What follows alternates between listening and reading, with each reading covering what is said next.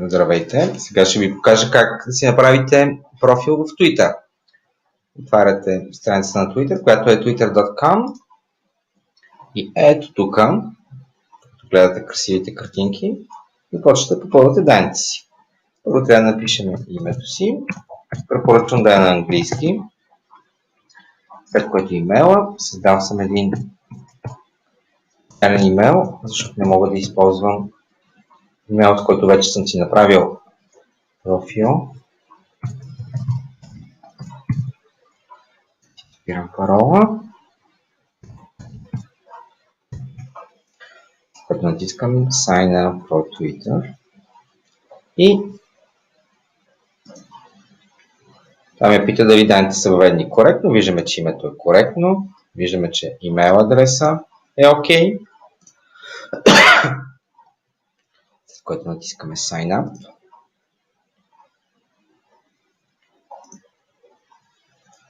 Може да пропуснем на тази стъпка, трябва да напишете телефона си. Това се прави, за да може после по-лесно да си възстановявате акаунта, ако бъде откраднат и така нататък.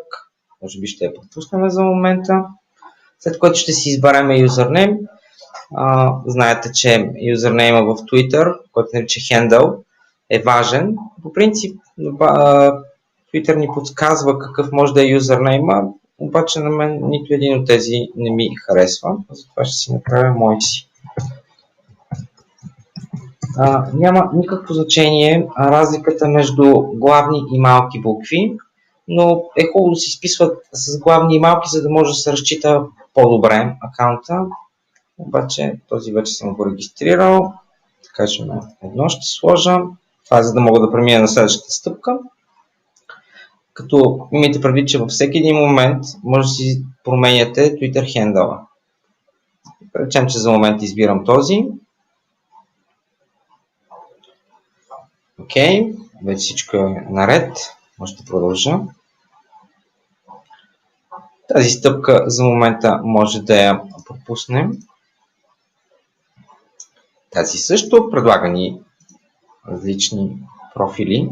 Стигаме до важната. Ето тук е хубаво да има снимка винаги, още от самото начало, защото една снимка казва повече от 1000 думи. Ще си аплодна моя снимка. Вие знаете, че аз съм любител на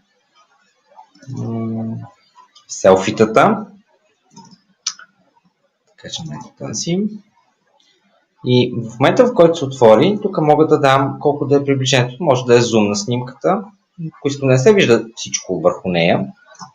Ето това прозорче се вижда какво ще излезе.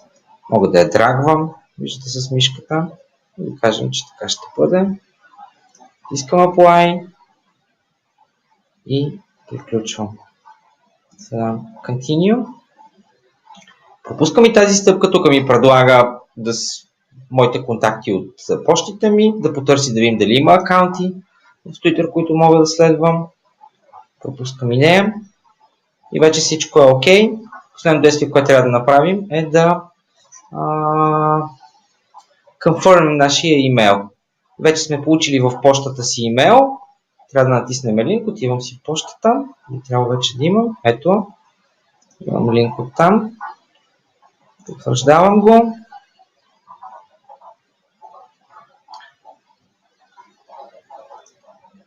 И моя акаунт вече е създаден. Рефреш на страничката. Вече сме. Окей. Това е първата ни задачка. До скоро!